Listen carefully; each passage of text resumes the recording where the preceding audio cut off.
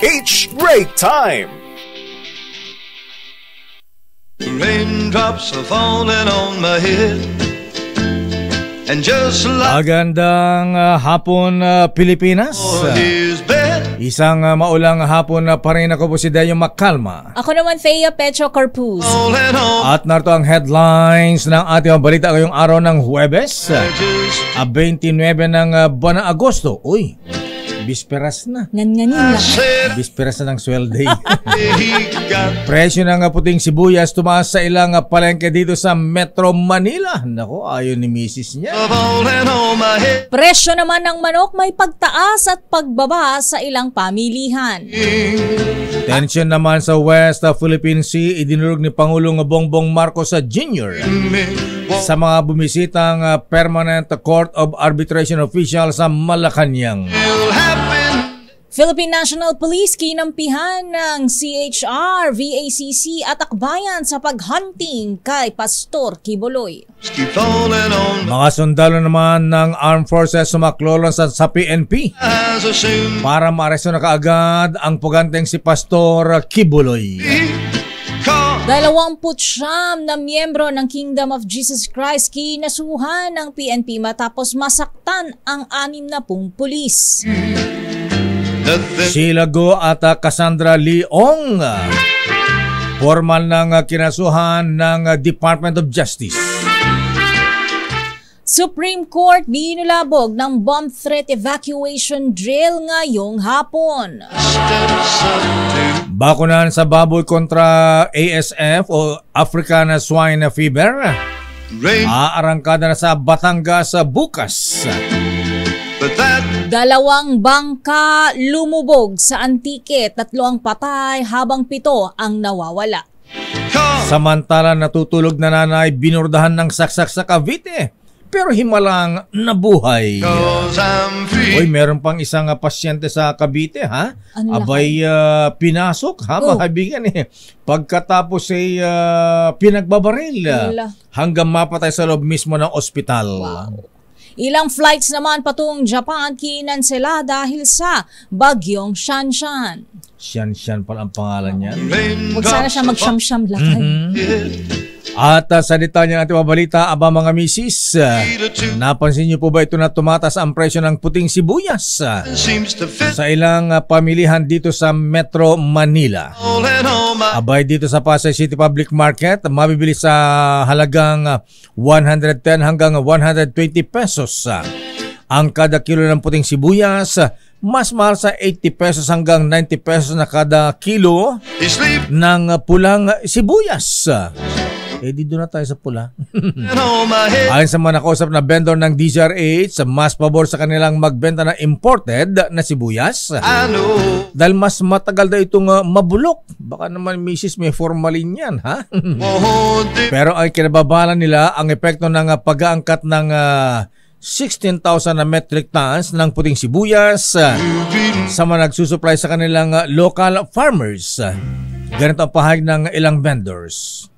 Kasi syempre, mas dadagsa po ngayon yung mga imported na white onion. So, paano po yun? Paano po kaya yung mga local farmers natin pag ganun yung nangyayari? Sabi naman ng Department of Agriculture, inaasang darating ang mga imported na sibuyas ngayong linggo o sa susunod na linggo bilang tugon sa pagpasok ng holiday season.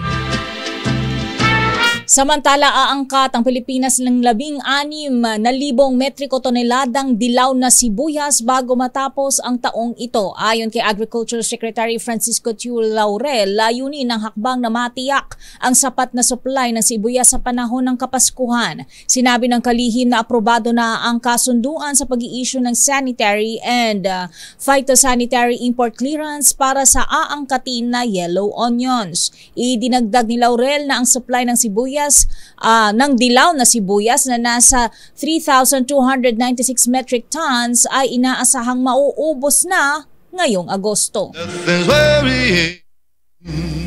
Ito naman ang good news mga misis, abay bumaba ang presyo ng manok sa ilang pamilihan dito sa Metro Manila. Sa La Huerta Public Market sa Parañaque City, nagamura na sa 185 pesos kada kilo ng manok mula sa dating 200 pesos. Lalo na mga special cuts sa katulad ng pakpak, hita at teya pecho. Ayan. Yan ang pinakamasarap lakay. Kala ko hita. Ayan. Pinakamalaman yun ni Ang Pecho. ganun ba? At leeg, ang pinakamalaman. Pero ang malungkot misis, abay tumasama ng 10 hanggang 175 ang kada kilo naman ng isang buong manok. Ganun, edi special cut na lang. Totally, hihiwain mo rin naman eh. Tama. Pero sabi ng mga vendors na nakausap ng DZRH, mas malakas ang benta nila ngayon dahil sa mataas ang demand. Dahil natakot sila sa karne ng baboy gawa nga ng African Swine Fever o ASF. Gayun pa man, inaasang muling tataas naman ang presyo ng manok misis hanggang 200 pesos kada kilo pagsapit ng bare months. Abay, next week ay September na. Sa iba pang balita, kasadong talakayin ng Mutual Defense Board Security Engagement Board ang mga isyung panseguridad na kinakaharap ng Pilipinas at Estados Unidos ngayong araw. Kabilang dito ang mungkahi ni Defense Secretary Gilbert Teodoro na palawakin na ang pag-unawa sa probisyon ng armed attack sa Mutual Defense Treaty. Matatanda ang binanggit ng kalihim noon na makitid na pag-intindi sa salitang armed attack sa gitna ng tumitinding tensyon laban sa China. Sa bahagi naman ni US Indo-Pacific Command Commander Admiral Samuel Paparo, kailangan itong dumaan sa diplomatic consultation. Magaganap ang MDB-SEB meeting sa Philippine Military Academy sa Baguio City. Ayon kay Colonel Francel Padilla, tagapagsalita ng AFP, krusyal ang taunang pulong na ito para mailatag ang policy direction ng dalawang puwersa, kabilang na ang mga joint exercises. Samantala, inahayag naman ng Pangulong Bongbong Marcos ang kahalagahan, importansya ng Permanent Court of Arbitration sa foreign policy ng kanyang administrasyon. Sinabi ito ng Pangulong Marcos sa courtesy call ni Secretary General Marcin Zepelac sa Malacanang kaninang umaga. Ayon sa Pangulo, ikinatuwa niya ang pagbisita ng opisyal ng Permanent Court of Arbitration sa Pilipinas, lalo pat narap ngayon ang bansa sa maraming pagsubok katulad ng problema sa West Philippine Sea. Napapanon din ang pagdalaw ni Zepelac sa Pilipinas sa gitna ng tumitinding tensyon ngayon sa pagitan ng Pilipinas at China.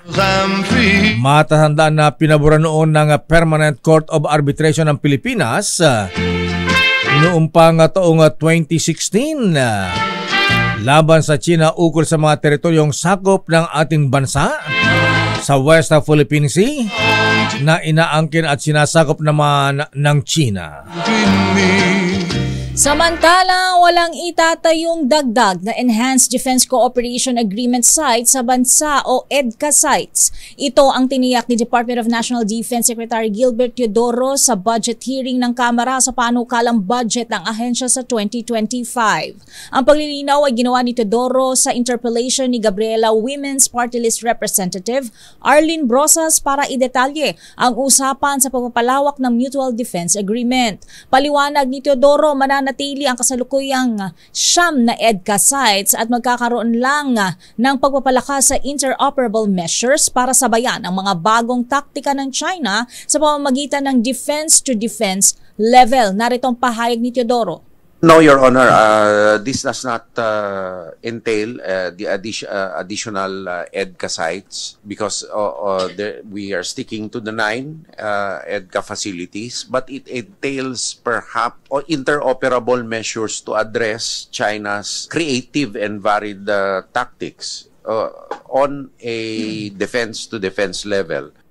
Ang Department of National Defense ay may panukalang budget na 258.16 billion pesos sa 2025 na mataas ng 6.51% mula sa kasalukuyang budget na 242.39 billion pesos. Raindrops are falling on my head. Babalikan natin ang ilang pang detalye ng balita. Standby Boy Gonzales. Aba, ang Korte Suprema binulabog ng bomb threat. Wow, bakit? Those Samantala mga sundalo tutulong na sa mga pulis keep falling para sa madali ang pag-aresto kay Pastor Apollo Kibuloy. into the sun. 29 na KOJC members kinasuhan naman ng PNP matapos masaktan Got o sinaktan ang 6 na pong mga pulis. those rain. Samantala 2 bangka lubog sa Antique, 3 ang patay, 7 pa ang nawawala. There's one At natutulog na nanay, binurdan ng saksak sa Cavite, himalang nabuhay. they sing. At isa namang pasyente pinasok sa loob ng ospital sa Dasmariñas, Cavite, pinagbabaril, patay. Will happen. At yung mga may schedule na magbakasyon ng Japan, abay ilang flights sa patungong Japan, kinansela. Ayan, i-check nyo ang inyong mga booking dahil sa bagyong Xian. Red cries out. Ang detalye na mabalitang yan sa ating pagbabalik sa ating palatuntunang Break Time. RH Break Time. Oras sa Hermana Rosie Sarangaya, Dr. Evelyn Laureta, Mr. Cesar Lee. Oras ganap ng alas 4:20. Ganap ng alas 4:26. Sandali lamang sa ating mga reports. Standby Let Narciso mula sa Malacanang. Ano ang latest kay Pangulong Marcos? Standby Raymond mula sa Senado. Standby man ang Milky Rigunan mula naman sa Kamara de Representantes. Standby Boy G, ha? Wala na ba si Boy Gonzales sa Supreme Court? Ba't nagpagupit o nagpariband? Standby sa ating mga reports sa oras ganap na alas 4:26. Time. Maraming salamat Asia Pacific Luminaire at maraming salamat din sa PMAP, sa People's Management Association of the Philippines sa awards na binigay sa DZRH bilang Radio Station of the Year at ganoon din Best Morning Program Kong Angelo Palmones at Best Public Affairs Program Yusek Cesar Chavez at kay Operation Tulong Yes, lakay. Miss Public Service Operation Tulong Miss May Binauhan Wonder Woman. Maraming salamat PMAP, People's Management Association of the Philippines sa ibinigay ninyong mga awards. Thank you. It's been raining in Manila. Balikan natin ang mga balita at mga reports. Pero happy birthday muna kay Kuyang Mark Usal. Aba, naragsak nga pa nagkasakay mo kabagis. Kay Kuyang Panyero Mike Castro ng Ilagan City. Wala kay Yolo Barney at happy birthday din. Aba, tignan nga ng birthday pala ni Kadyot ngayon, ha? Kadyot Pinong Lagari ng Love Radio. Kay Tessa Yap ng MBC Sales at Engineer Edwin Codornis at isa pang Engineer Saldi Kitaleg. At siyempre mga brethren, mga nobles, baka di nyo alam, ha? Ipinapalam sa inyo na birthday ngayon ni Noble Congressman Secretary Mark Leandro Dong Mendoza, ang PLLO Secretary. Binabati ng mga nobility sa Balisong Shrine Club at mabuhay Shriners. Happy birthday Kuyang Kelvin D at Major Albert Phil Flores at si Lola Luisa Di Castro Dator. Sa ating mga reports, unahin natin ang report mula kay Edniel Parrosa. Video ng ni-raid ng PNP na underground mansion. Wow, ha? Mansion ang tawag nila. Maganda ba yung underground? Tinawag na underground mansion ni Pastor Apollo Kibuloy. Iniimbestigahan kung paano kumalat. meron bang lihim na hindi nabubulgar? Ha? Bakit pa imbis na kumalat yan? Ha? Sino na lang dyan? Yan. Ang alamin dito ay anong ginagawa din sa underground? Kung andun ba si Pastor Apollo Kibuloy? At doon nga ba inaabuso ang ilang mga batang sinasabing kababaihan na nag-file ng reklamo? RH number 52, Edniel Parrosa. Please come in. Edniel. Lakay, nagagalit si former PNP chief at former Senator Lacson. Balit ng plita ang PNP ng ng development ng kaso dito sa paghanap ni Pastor Apollo Kibuloy. Ngayon, iniimbestigahan ng PNP ang pagkalat ng video ng raid ng kapulisan sa sinasabing underground mansion sa ilalim ng Jesus Christ compound. Sa press briefing sa programa, kinumpirma ni PNP spokesperson, Police Colonel Jim Fajardo, na hawak na ng police ang video ng isang animoy vlogger at dati umanong membro ng KOG o KOJC. Sa tukuhang ipinost din sa YouTube, makikita ang pagsuyod ng PNP sa mga tunnel, bunker, kwarto. Sa ilalim ng 30 hektaryang compound, nakuha umano noong mga unang araw na nilusob ng PNP itong nasabing lugar nitong nagdang weekend. Sa parehong underground facility, iniiwala ang nagtatago at gumagalaw si Pastor Apollo Kibuloy at 4 pang kapwa-akusado sa mga kasong qualified man trafficking at child sexual abuse. Tingnan natin si Police Colonel Fajardo. Inside niya, saan itong mga even yung kwarto ni Pastor Kibuloy. So, marami siyang alam because sinasabi niya he's a dating miyembro po ng KOJC. So, imbestigahan natin how come nag-leak itong mga video, particularly those videos na nakuha habang nag-i-implement po tayo at hinahanap po natin yung mga wanted person. Kinumpirma rin ni Fajardo na may ipinasok ng ang PNP sa KOJC compound na magagamit umano silbi ng arrest warrant. Mula noong Sabado, umabot na nga 60 pulis ang nasa operasyon din para magpasaklolo na sila sa ilang regional office at mga tauhan ng Armed Forces of the Philippines. Ito si Edniel. Nag-uulat. Yes, Takay. Ano yung basement, yung tunnel? Ito ba ay parang sa Pogo? Magkakadugtong ba sa iba't ibang building? At meron daw lagusan hanggang airport sa hangar? Interconnecting ba yan? Tama dyan, sinabi nga ng PNP na bantay sarado yung hangar dahil lumalabas doon sa mga pag-amin na rin previously mismo ni Pastor Apollo Kibuloy sa kanyang mga nagdaang mga panayam at mga videos na rin na talagang mahilig siyang magpahukay sa ilalim at konektado di umano doon sa kanyang hangar. Yung tunnel naman, Lakay, yun yung iniimbestigahan ngayon ng PNP dahil kung gaano kalawak yung 30 hectares sa ibabaw, mukhang malawak din yung ilalim, Lakay. Parang hindi lang bunker yung pinag-usapan, kundi bunkers. Bunkers may S. At plural, madami. Pinagdudugtong, Lakay ng mga tunnel. Yan yung isa doon sa mga pahirap sa minating hamon PNP dahil bagamat alam na may bunker sa ilalim, hindi pa rin matukoy kung saan in particular yung heartbeat na gumagalaw. Lakay, yun ang binabanggit ng PNP. Ikaw, Edniel, napunta na sa demilitarized zone sa South Korea, ha? Ganun ba kaya kalalim, kahaba ang tunnel, ha? Yung nagdudugtong ng North at South Korea? Mukhang mas mahaba dahil hirap na hirap pa ang police na mahabol despite ng pagdating nila doon sa heartbeat. Pero tingnan natin, Lakay, dahil may pinasok ng araw na kulay blue, kulay bughaw na box at kinonfirm ng PNP na ito ay magagamit sa pagsilbi ng aswarat. Hindi namang tinukoy kung ano in particular yung kakayahan na itong device ba ito o gadget na ito na hawak ng PNP. Okay, maraming salamat, Edniel. Balik sa inyo, Lakay, Pistea.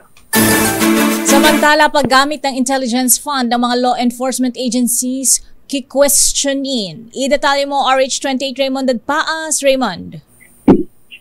Mr. Mayor, bubusisihin ang gusto ni Senator Sherwin Gatchalian ang paggamit ng intelligence funds ng iba't ibang law enforcement agencies sa 2025 budget deliberations.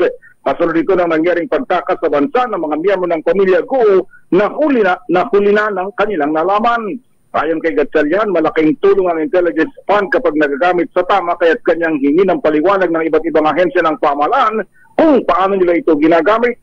Malinaw na nagkaroon ng kakulangan sa panig ng mga government agencies sa kaso ng mga GUO dahil mas nauna pang nalaman at na-validate ni Senador Risa Hontiveros ang impormasyon na nakaalis na ng bansa sina dating Mayor Alice Guo at pumasok sa Kuala Lumpur, Malaysia. Ito ay kahit walang intelligence fund ang mga senador at umaasa lang daw sa Marites.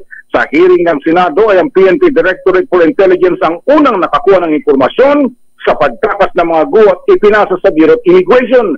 Dismayado si Gatchalian dahil hindi agad ito pinaalam ng BI sa Pangulo at ni Justice Secretary Crispin Remulla. Narito si Senador Sherwin Gatchalian. Kung ginamit mo ng tama to at yung tao mo ay tama rin, makakatulong din to. No? So, isa yan sa mga tanong natin this budget season, kung paano ba nila ginagastos without, of course, telling the public that yung mga detalye, but paano ba nila ginagamit to build an efficient intelligence network. So, ang bahagi ng pahayag Raymond, ni Senator, yes, Mayor. Parang sinasabi ni Senator Win Gatchalian mahina ang intelligence network ng PNP, immigration at kasama na ba ang AFP diyan? In fairness doon sa PNP, Mayor, ang sinasabi doon sa lumabas doon sa hearing, ang PNP Intelligence Group, yung unang nakasagap ng impormasyon at ipinasa nila sa Bureau of Immigration. 5 days bago pa daw mag-privilege speech si Senator Risa. Pero ang ginawa ng BI sa halip na impormahan ang Pangulo through the Executive Secretary o kaya si Justice Secretary Remulla, sinulong na nila yung impormasyon. Dahil ang katwiran naman ni itong si BI Commissioner Norman Tansinco, kailangan pa daw nila i-validate. Naunahan lang nila. Habang sila nagbabalidate, nag-privilege speech na si Senator Risa. Ayan, mabagal. Kaya pala pati Secretary Boying dismayado na sa Bureau of Immigration at meron ng panawagang palitan ang ating Immigration Commissioner. Ayun, mukhang ganun nga ang nangyari dahil doon sa aming pagtatanong kahapon sa kanya after ng budget hearing ay sabi niya meron na daw mga natutumbok na kung sino-sino yung tatamaan yung statement ni Pangulong Bongbong Marcos na heads will roll itong after ng GUO incident na ito. Nagbayag mo tan. Tagal. In fairness, very good pala yung PNP lakay. Sa kanila pala galing. Okay, ayan. Maraming salamat, Raymond. Ito si RH28, Raymond Atmas para sa DZRH, una sa Pilipinas, una sa Pilipinas. Maraming salamat, Raymond Atmas. Alamin natin sa Malacanang kung papangalanan na ba yung mga sisibaking opisyal na nagpabaya, at sumuporta at tumulong para makatakas itong si dating Mayor Alice Guo ng Bamban, Tarlac. Alamin natin ang report mula kay Let Narciso, pero naku grabe ito abay baka magkaka-traffic na ang EDSA nito. Naiiyak ako dito, lakay. Dahil inaprubahan na ng Pangulong Marcos ang rehabilitation ng Guadalupe Bridge. Aris number 14, Let Narciso, please come in. Miss Let. Lakay ni Seiya, binigyan nga ng go signal ni Pangulong Ferdinand Marcos Jr. ang repair ng Guadalupe Bridge para gawin itong earthquake resistant. Inaprubahan ng Pangulo ang adjustment sa gastusin para sa proyekto sa NEDA board meeting sa Malacanang. Ang rehabilitasyon ng Guadalupe Bridge ay parte ng Metro Manila Priority Bridges Seismic Improvement Project na layong patibayin ang dalawang malalaking tulay sa Kamaynilaan, kabilang rin ang Lambingan Bridge. Ang kabuang halaga ng proyekto ay tataasan ng 2.41 billion pesos, kaya mula sa 7.93 billion pesos ay magiging 10.34 billion pesos na. Ayon kay NEDA Secretary Arsenio Balisacan, layo nitong maihanda ang dalawang tulay sa posibleng malakas na lindol. Sinabi naman ni Pangulong Marcos na kumukonsulta na rin sila sa mga eksperto para bumuo ng traffic management plan para maibsan ng impact sa commuters at mga motorista ng gagawing rehabilitasyon sa mga tulay. Ito si Les Narciso para sa DZRH, una sa Pilipinas, una sa Pilipino. Wala pang papangalan ng opisyal o mga tauhan ng immigration. Asaan yung heads will roll? Wala pa sa ngayon, Lakay. Mukhang may hinihintay pa. Kasi ang sabi, tinatapos pa yung investigasyon, Lakay, kung gaano, kung ilan daw yung mga sangkot doon. Ayan. At si Special Assistant to the President Anton Lagdameo Zulueta na nga ba ang papalit kay Secretary Benhur Abalos sa DILG? May ganun na, Lakay. Wala. Ang bilis naman ng bubit, Lakay. Ang hina ng bubit mo sa Malacanang Mislet, ha? Ayan, talo ka ng mga taga-immigration. Ay, taga-immigration. Hindi kasi namin pwedeng banggitin, Lakay, kapag hindi official. So, mag-intay tayo. Ganon, sige. Pero matunog ang Anton Lagdameo Zulueta, ha? Talaga ba? Oo, dahil hanggang next month na lamang si DILG Secretary Benhur Abalos at sabi nga dito kahapon tatakbo na siya sa EDSA. Ayan, papuntang Senado. Ayan, tatakbo ng Senador. Okay. So yun, aabangan natin ang mga pagbabago, Lakay, kapag nagsimula na yung filing ng COC sa Oktubre. Maraming salamat, Miss Letta. Balik sa inyo, Lakay at Miss Thea. Samantala, apela ng BJMP na dagdagan ang budget sa food and medical allowance ng PDL. Sinuportahan ng Kamara. Magkano na? Beyond 64 pesos ba yan, Lakay? Wala pa yatang 100 I-detalye mo, RH12, Milky Reganan. Manang Milky? Thea at Lakay, mukhang mas malaki yung sinasabing budget ni Miss Thea. Pero kakarampot ayon niya sa ilang mga mambabatas na duminig sa pagdinig ng budget ng DILG at the same time at the Bureau of Jail Management and Penology. Kaugnay niyan, Lakay, ay umaapela ang mga mambabatas natin sa punguna ni Bicol Party List Representative Brian Yamsuan na kumbaga ay dagdagan naman ang budget ng Bureau of Jail Management and Penology. Suportado sa Kamara ang hiling ng BJMP na dagdagan ang kanilang budget sa 2025 para sa food and medical allowance ng mga PDLs o persons deprived of liberty. Ayon kay Bicol Party List Representative Brian Yamsuan, katiting ang budget ng BJMP at hindi daw sapat para matugunan ang pangailangan sa gamot at pagkain ng mga PDLs. Sa datos, sinabi ni Yamsuan, 70 pesos ang araw budget para sa pagkain at 15 pesos, Lakay, kada araw sa gamot ng mga PDL na lubhang napakaliit para pagkasahin. Sa budget deliberations ng House Committee on Appropriations. Magkano yung gamot, Manang Wilkie? 15 pesos? 15 pesos kada araw.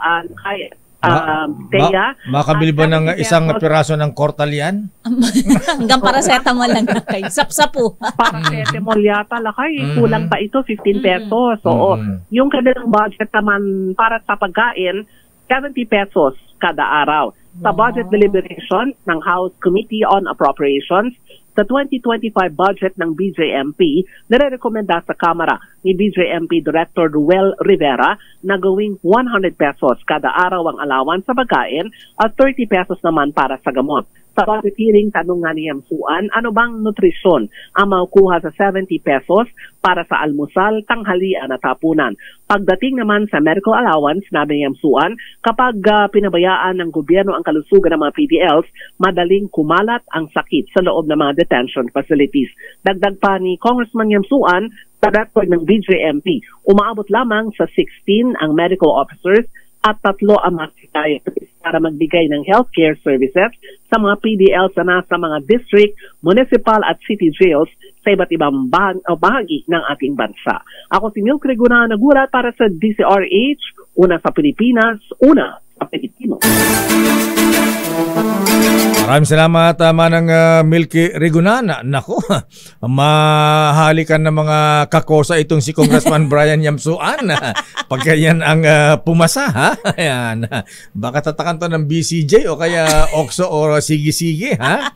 At siyempre, ang isa pang lalo matutuwa dyan, IC Right Worshipful. Ayan, si BJMP Chief General Ruel Rivera. Abay, dapat tutukan mo yan. Congressman Brian Yamsuan, para naman matuwa ang ating mga preso, makain naman ng medyo masarap-sarap, ha? Buti pa PDL lakay. Bakit? Kasi sabi ng NEDA, di ba, hindi ka na food poor kapag 64 pesos. Ganon?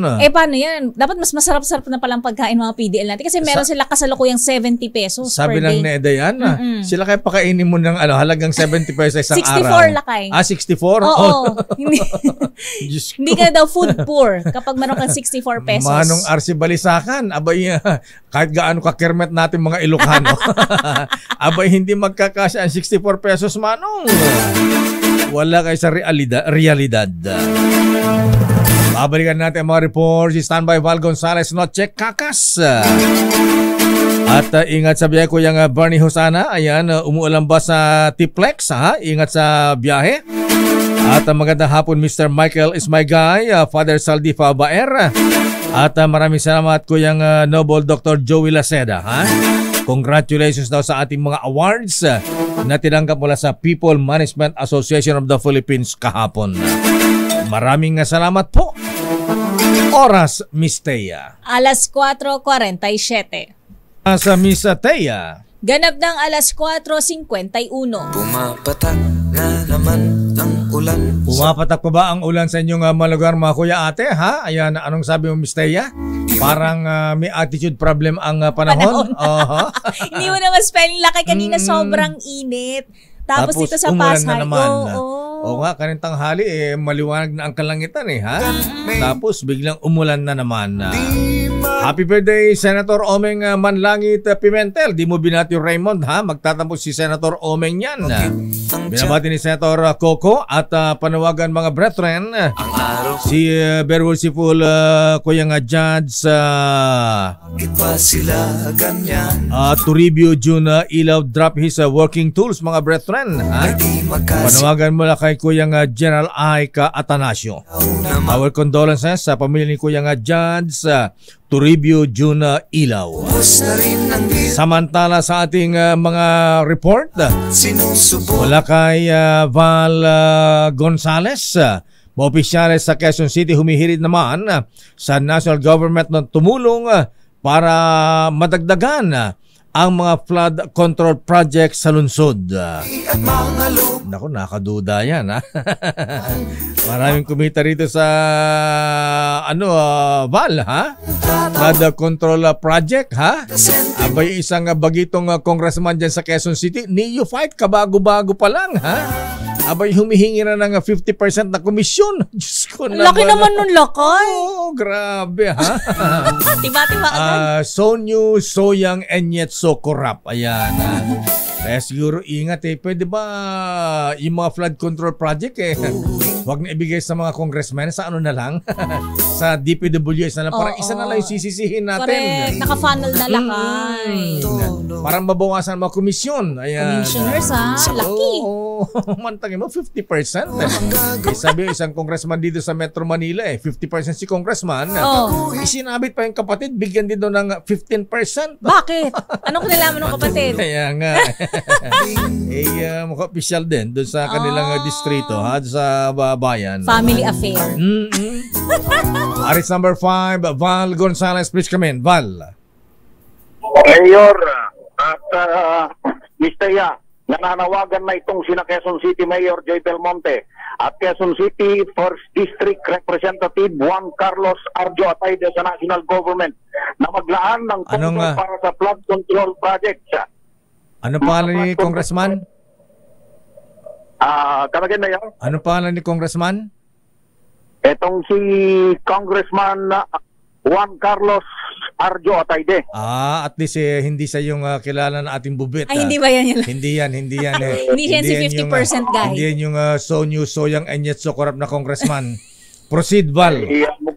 Mukhang yung binabanggit mo, Mayor, ang gusto niya, simbilis ng pagpasa ng pola. yung pagkita, pagkaganon, Mayor. Pero ito, pagamat baguhan, Mayor, pero napakahalagang proyekto itong binabanggit at hinihingan, nagpapasaklolo sa national government dahil Alam mo naman, Mayor, nito lang nakalipas na araw, kahuhupa lang ng baha rito sa Quezon City. Kaya napakahalaga itong proyektong ito, hindi lamang dito sa mga tagalungsod ng Quezon, kundi maging doon sa iba pang mga lugar dito sa National Capital Region. Sa harap, itong paghiling na ito, Mayor, pagpapasaklolong ito sa national government, ay sa harap ng madalas na pagsuspindi ng klase sa lungsod Quezon at sa ilang mga lugar dito sa Metro Manila dahil sa malawakang pagbaha pag malalakas ang ulan. Ayon dito kina Mayor Belmonte at Congressman Atayde, malaki ang epekto ng baha sa buhay ng mga taga Quezon City lalo na sa District 1. Hindi lamang ang klase sa mga paaralan ang nasususpindi sa tuwing may pagbaha, kundi maging ang mga pasok sa mga tanggapan ng gobyerno, lalo pat nandito sa Quezon City ang maraming mga government agencies. Sinabi pa ni Atayde na ang Quezon City mayroon ng comprehensive flood mitigation study at actionable plan sa pagtugon sa baha. Subalit, ang kailangan na lamang nila ay ang gagamiting pondo at suporta mula sa Department of Public Works and Highways. Tinukoy ng mga opisyal ang konstruksyon ng detention basin sa bahagi ng G. Araneta Avenue at ang Talayan Flood Interceptor Project. Perennial yan, Val, Talayan at Tatalon, G. Araneta Avenue, Quezon City. Mayor, kahuhupa nga lang yung baha. Ilang oras lang nag-uulan nitong nakalipas na araw. Binaha itong mga lugar na yung pinanggit, Mayor, dyan sa bahagi ng G. Araneta Avenue. Kaya sa tingin nitong sina Quezon City 4th District Representative Arjo Atayde at Quezon City Mayor Joy Belmonte, ay mahalaga itong proyektong ito hindi lang sa lungsod Quezon kundi sa maging iba pang mga lugar dito sa National Capital Region. Ako si Val Gonzales, DZRH, una sa Pilipinas, una sa Pilipino. Maraming salamat, Val Gonzales, at dapat tutukan ni Mayor Joy Belmonte yan. Samantala, mga pamilya ng namatay na may ari-arian, hinimok na mag-avail ng estate tax amnesty hanggang June 2025 sa Parañaque City. Idetalye mo RH27 Noche Kakas Noche. Saya at Lakay, hinimok ni Parañaque City Assistant Revenue District Officer 52 Nilda Samudio ang mga kaanak ng namatay na may ari-arian na mag-file ng estate tax sa panayan ng DCRH. Kaya Parañaque Ardo Nilda Samudio, nakasaad sa RA 11956 noong 2019 ang estate tax amnesty kung saan binigyan ng pagkakataon ang taxpayers na ayusin ang mga naiwanang properties ng magulang o kaanak ng namatay. Saklaw sa RA 11956 ang mga yumao noon o bago ang May 31, 2022 na may mga buwis sa ari-arian na nanatiling hindi nababayaran. Pakinggan natin si BIR Parañaque City Ardo Zamudio. Yan, so hinihikayat po namin ang mga taxpayers. Baka akala nila hindi sila involved, pero yung tinutukoy namin dito ay yung mga kagaya po ng naging participant namin dito sa aming ginawang seminar.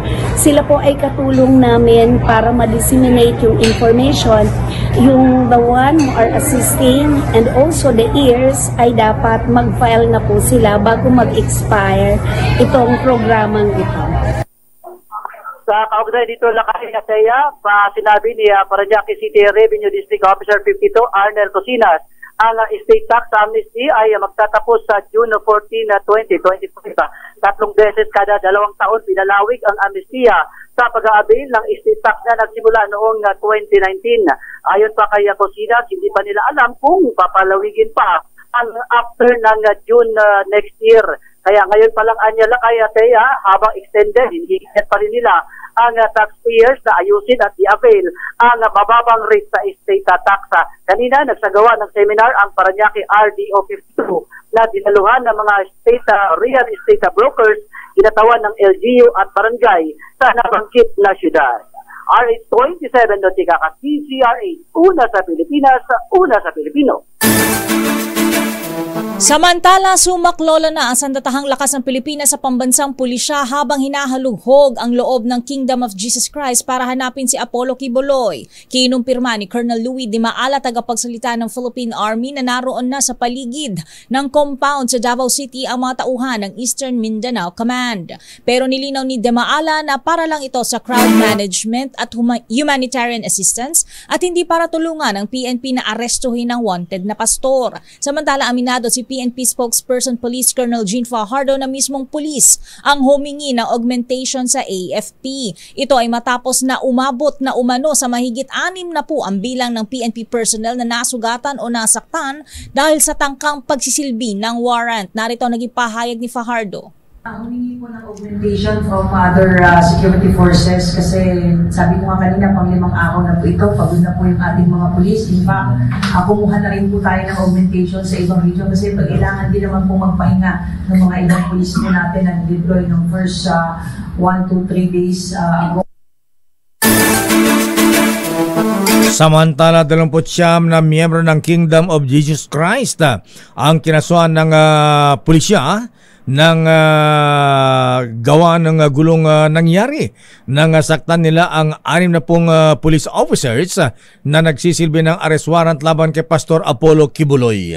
Ayon kay PRO 11 spokesperson na Police Major Catherine De La Rey, 2 ang naharap sa reklamong obstruction of justice at yung iba ay direct assault habang iba naman ay nakasuhan din ng obstruction of justice. Samantala, suportado naman ng Commission on Human Rights, Volunteers Against Crime and Corruption o VACC, ang grupo na akbayan na operasyon ng PNP para hulihin si Pastor Quiboloy. Ayon kay CSR Chairperson Attorney Richard Palpal Latok, mahalaga aksyon ng kapulisan bilang pagpapanatili sa rule of law sa kabilang pagiging maimpluwensya ng leader ng Kingdom of Jesus Christ na si Pastor Apollo Quiboloy na kinasuhan ng rape at iba pang pang-aabuso sa kababaihan. Sa iba pang balita, kinasuhan na ng Department of Justice sina Sheila Guo, kapatid ni dismissed Bamban Tarlac Mayor Alice Guo at Cassandra Leong. Ayon kay Justice Secretary Jesus Crispin Remulla, inihain ang kaso sa dalawa sa korte sa Pasay. Si Guo ay naharap sa kasong paglabag sa Article 150 o Revised Penal Code for Disobedience to Summons na inisyu ng Senado at sa umano'y paggamit ng pekeng Philippine passport. Habang si Ong ay disobedience to summons ng House of Representatives at obstruction of justice for harboring, concealing, or facilitating the escape of a criminal offender. Samantala, nabulabog naman na inakalang bomb threat ang Korte Suprema kaninang hapon. Nilino ng Supreme Court ni Attorney Camille Ting na isang unannounced fire and bomb threat evacuation drill at hindi bomb threat ang nangyari sa tanggapan ng Korte Suprema. Unang nabulabog ang mga empleyado ng Supreme Court sa bomb threat kaninang pasado 2:00 ng hapon at agad na pinalabas ang mga empleyado.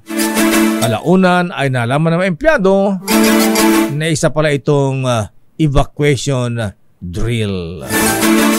Samantala, hindi sa sakit namatay ang isang pasyenteng nakaratay sa ospital sa barangay Buroldos, Dasmariñas City, Cavite, kundi sa pamamaril. Ayon sa Dasmariñas Police, natutulog lang sa kanyang kama sa emergency department ang biktimang si Chatty Timbang, 36 anyos, nang biglang pumasok ang isang gunman at saka siya malapitang pinaulanan ng bala. Sugatan naman ang 62 taong gulang na ina ng biktimang si Conchita Timbang na nooy natutulog sa tabi ng kanyang anak. Habang papatakas ay binaril din ng sospek ang isang individual na kanyang nakasalubong na kinilalang si Abdul Batwa, 40 anyos. Nagtamo ito ng sugat sa kanyang balikat habang isa pa ang nadamay na kinilala namang si Nedia Vasque, 52 at nadali ng bala sa kanyang paa. Tinutugis na ang gunman, gayon din ang 2 pang kasabwat na pumick up sa kanya gamit ang motorsiklo matapos ang krimen. Sa ngayon ay blanco pa ang pulisya sa motibo ng pamamaril. Happy birthday naman kay Mrs. Angelita Sison Fuentes ng Angono Rizal mula kay Cesar Bautista. At himulang nabuhay naman ang isang nanay matapos pagsasaksakin ng kanyang sariling anak. Naku, Diyos ko po, adik ba ito? Habang natutulog sa kanilang bahay sa Bacoor, Cavite. Ayon sa pulisya, ang 58 anyos na biktima ay si Ami Eneria. At ang suspect ay ang kanyang sariling anak na si Roderick Enerio o Eneria, 39 years old. Batay sa investigasyon, sinamantala ng suspect ang pagpapahinga ng kanyang nanay para burdahan ito ng saksak. Away pamilya mano ang nagtulak sa anak para saksakin at tangkain patayin ang kanyang sariling ina. Grabe, timonyo. At para sa mga nagbabalak pumunta ng Japan, abay i-check nyo ang inyong flights sa Philippine Airlines at Cebu Pacific dahil kanselado ilang biyahe gawa nga ng bagyo na nasa bansang Japan. At sa balitang sports, sa kampanya ng Pilipinas sa 2024 Paralympics sa Paris sa France, aba, magsisimula na mamaya. Kristan Karag, please come in. Nakaideo, uumpisahan ni Filipina Archer Agustina Bantilok ang kampanya ng Pilipinas sa 2024 Paralympics sa Paris, France. Mapapanood mamayang 7 o'clock ng gabi dito sa Pilipinas ang laban ni Bantilok sa Women's Individual Compound Open Event. Formal na bukas ang Paris Paralympics kanina sa isang opening ceremony sa Place de la Concorde. Nagsilbing flag bearers ng Philippine delegation sina 4-time Paralympian Ernie Gawilan at Bantilok. Kasama nila sa Philippine delegation ang 4 pa na pambato ng Pilipinas sa Paris Paralympics. Ito ay sina wheelchair racer Gerald Mangliwan, taekwondo Jean Arlene Ganapin, swimmer Angel Otom, at javelin thrower Sandy Susano. Pinagdadasal natin Lakay Deo na may uwinan ngayong taon ang unang gintong medalya ng Pilipinas sa Paralympics. Mula nung mag-umpisang sumali ang Pilipinas sa Summer Paralympic Games noong 1988, nakapagwagi pa lang ng 2 bronze medals ang bansa.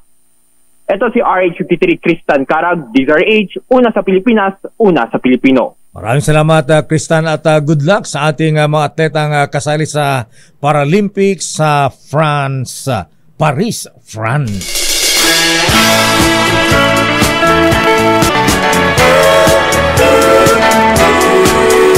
Hoy, maraming salamat Mr. Michael is my guy. Abay, ang palitan ng dolar hindi nagbago, same kahapon.